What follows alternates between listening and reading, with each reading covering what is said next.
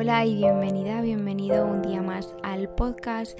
En el episodio de hoy hablaremos acerca de un trastorno muy interesante y tan poco comprendido como es el trastorno límite de la personalidad, el trastorno borderline, y abordaremos también de forma concisa cuáles son las estrategias terapéuticas y cuáles son los recursos que este tipo de personas pueden necesitar en su medio ambiente para alcanzar una estabilidad emocional.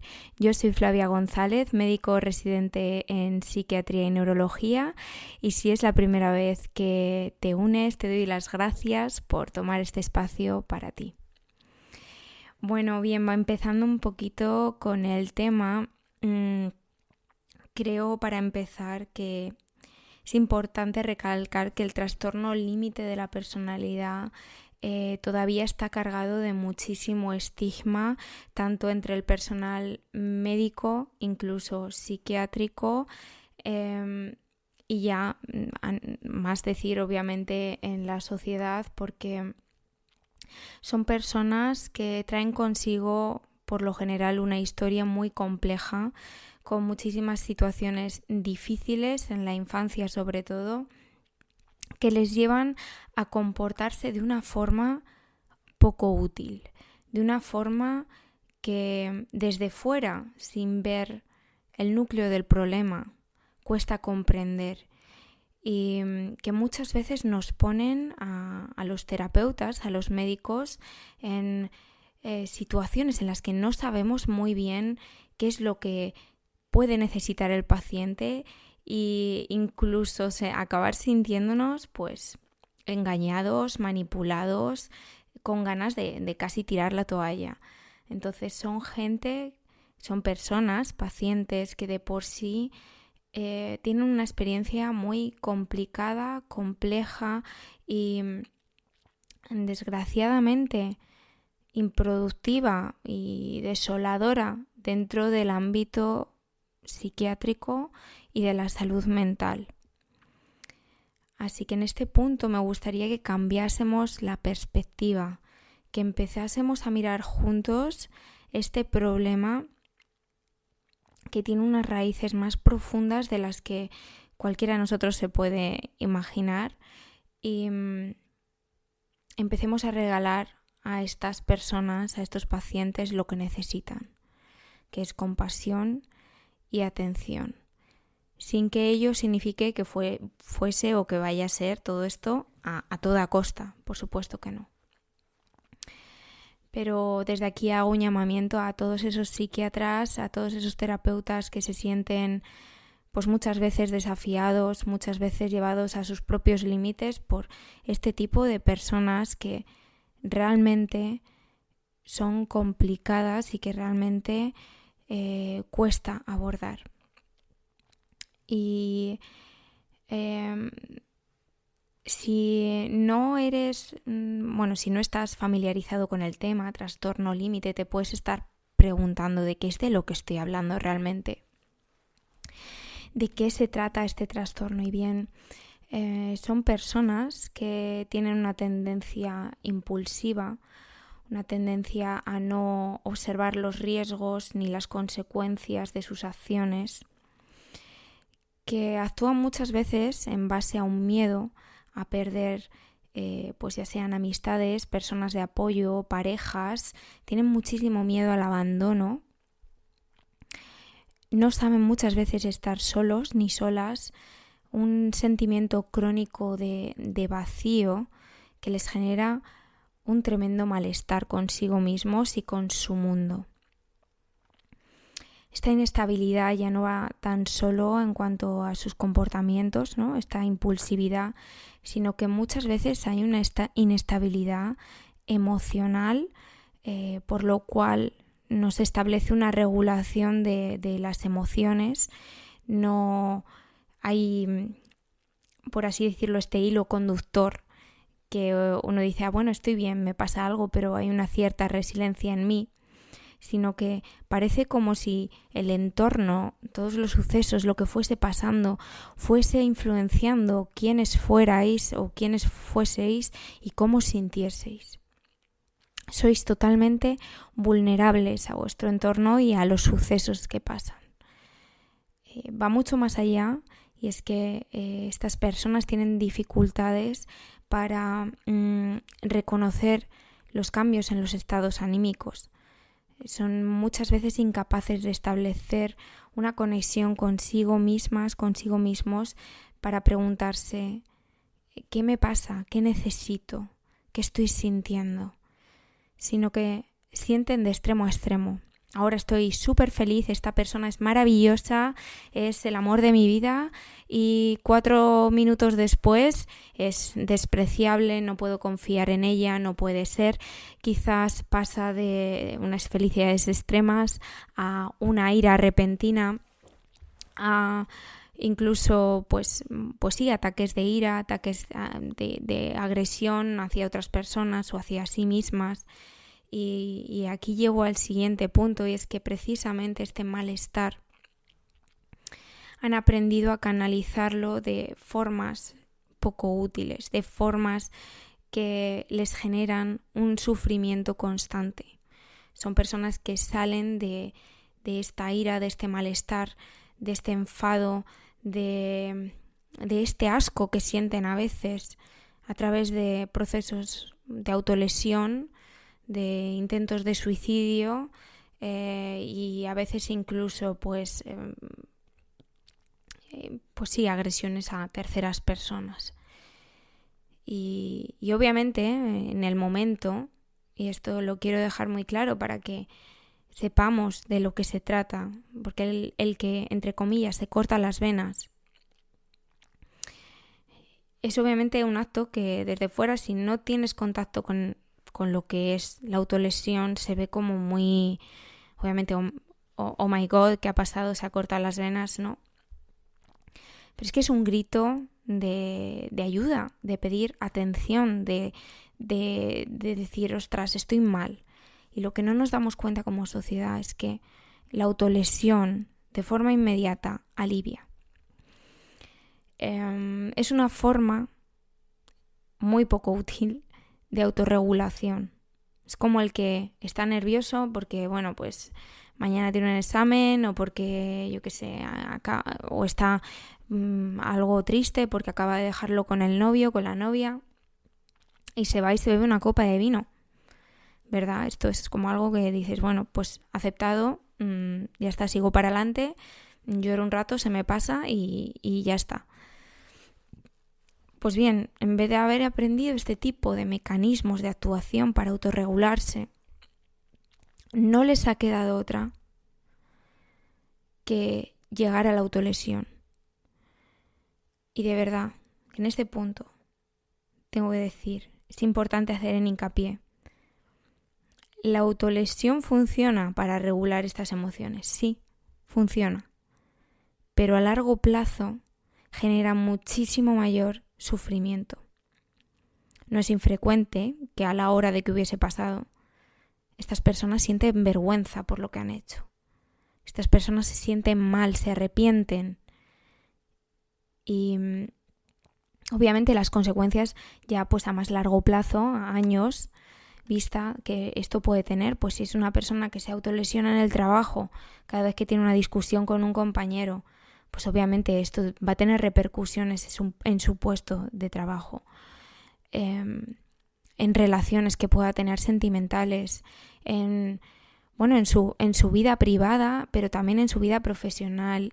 Estos son conductas que afectan profundamente a la estabilidad física de estas personas, a la estabilidad emocional, ya más allá, obviamente.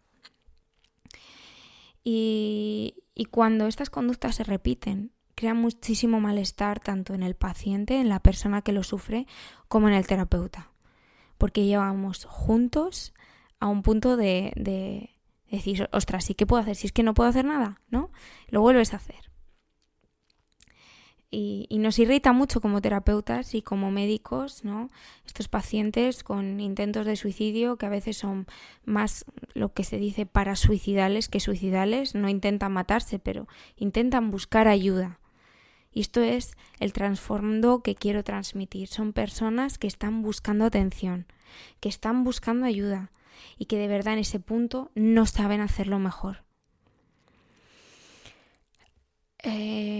Habiendo definido un poquito todo esto que es el espectro o, algunos de los comportamientos o de los criterios del diagnóstico de la personalidad límite, quiero hacer un poquito hincapié en que si te resuena todo esto, por favor, y lo repito y repetiré muchísimas veces, pero no te autodiagnostiques, no intentes hacerte tú tus autoterapias, sino que acuda a un profesional y si puede ser a un profesional específicamente formado en terapias DBT, que es lo que vamos a hablar a continuación,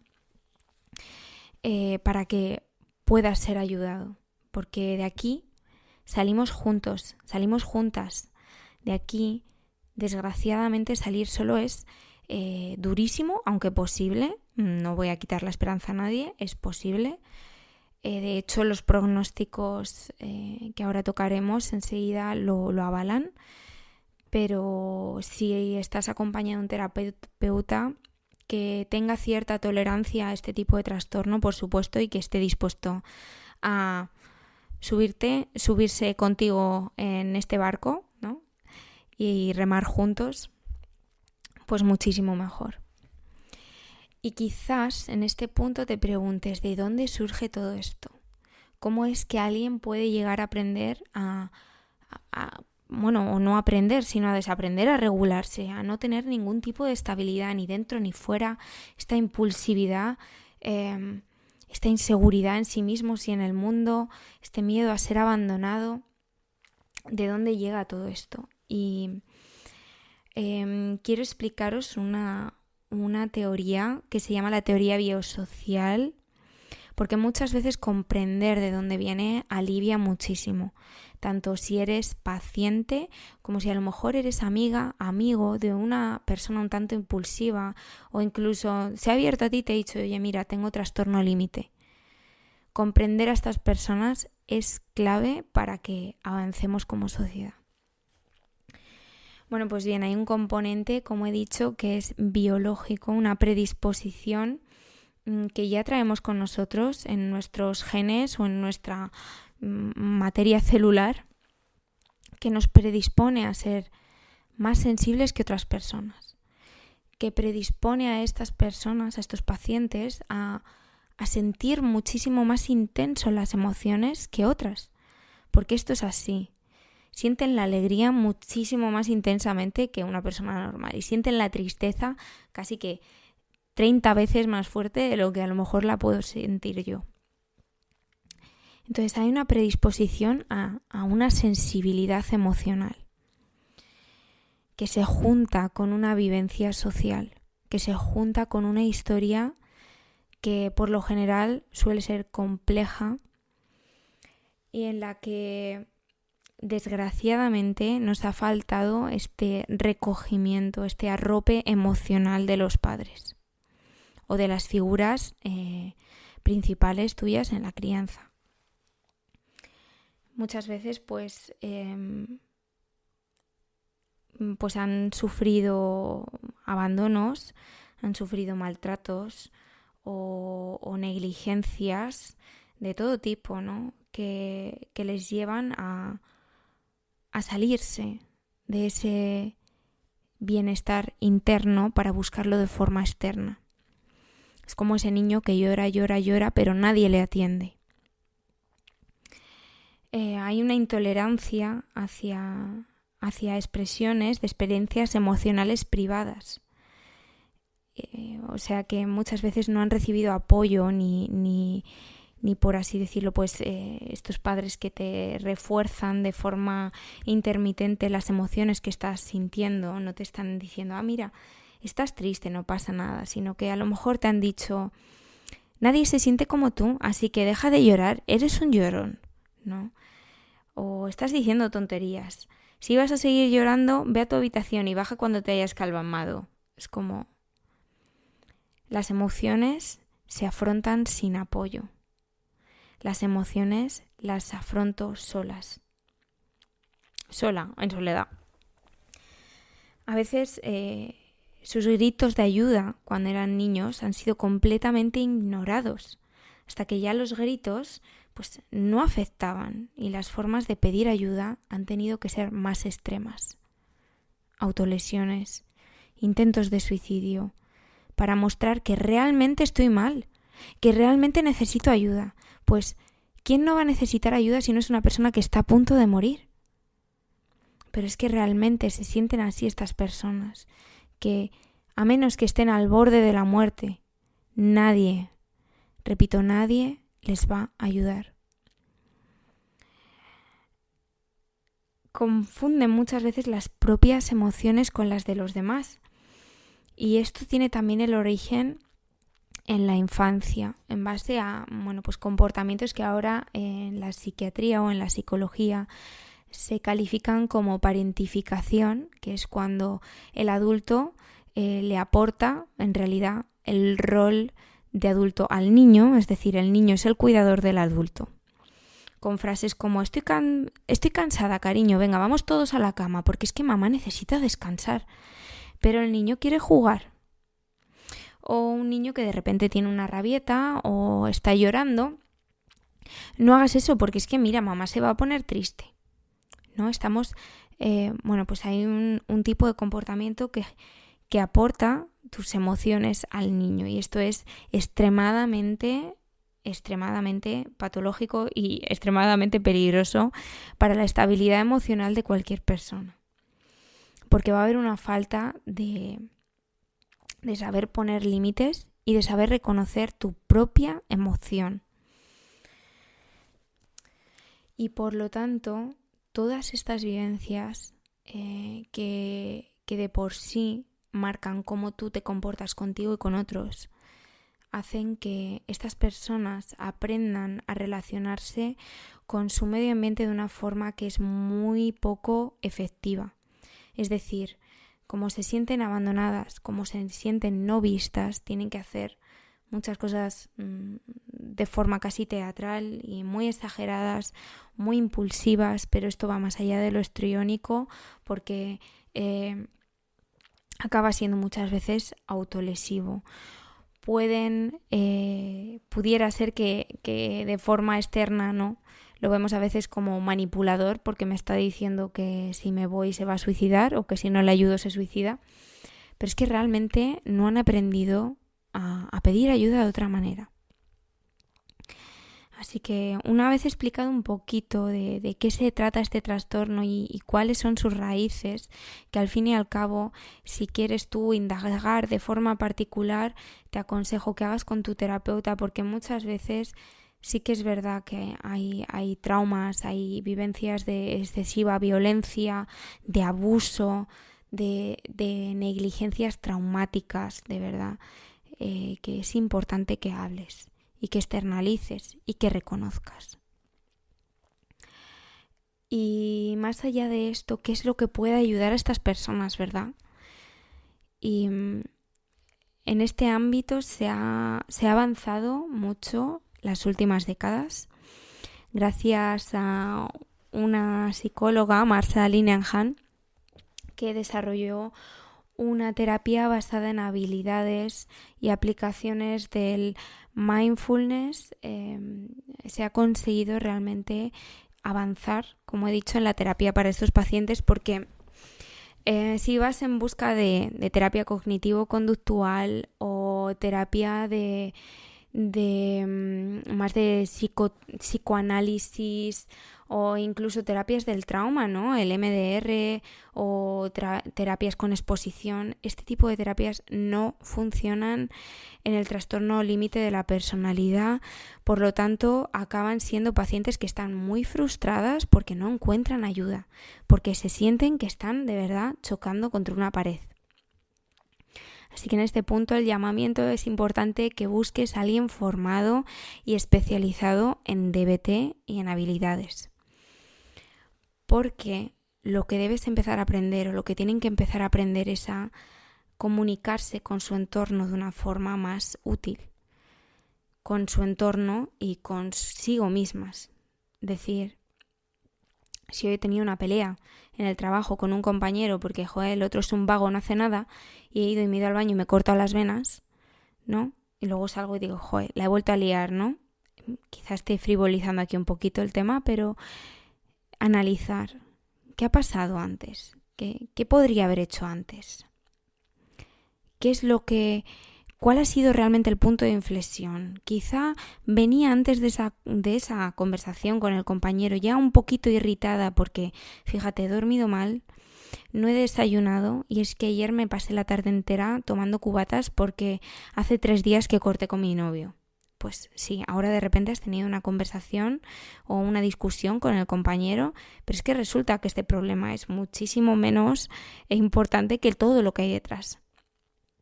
¿Cómo puedo aprender a cuidar de mí misma? Y antes de llegar a ese punto del que ya no sé salir, sacarme y darme eso que necesito. Distraerme, regular mi emoción, reconocer cuál es esa emoción y reaccionar o más bien actuar consecuentemente para autorregularme.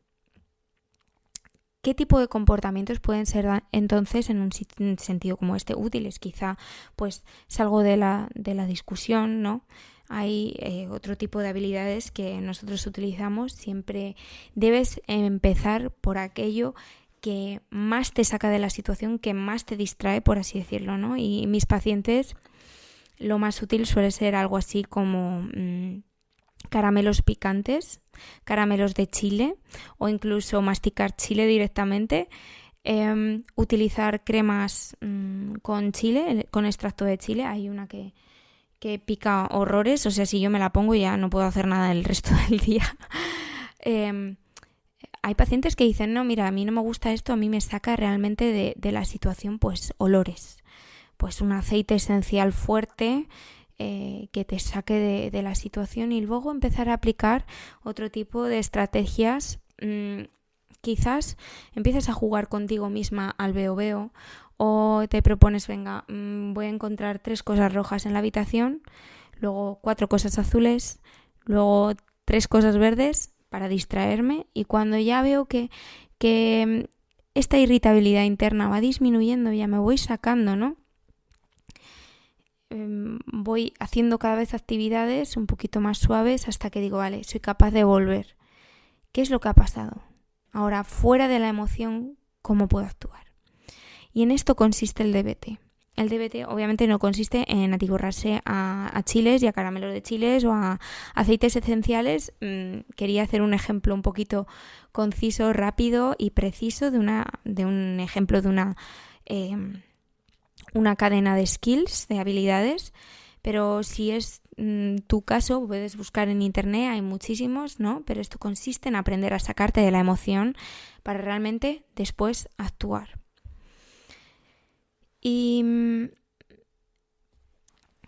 una vez llegados a este punto en el que ya, bueno, obviamente en la terapia de la DBT se trabaja a diferentes escalas. Lo principal y lo primario es obviamente si esta persona tiene ideaciones suicidas, ¿no?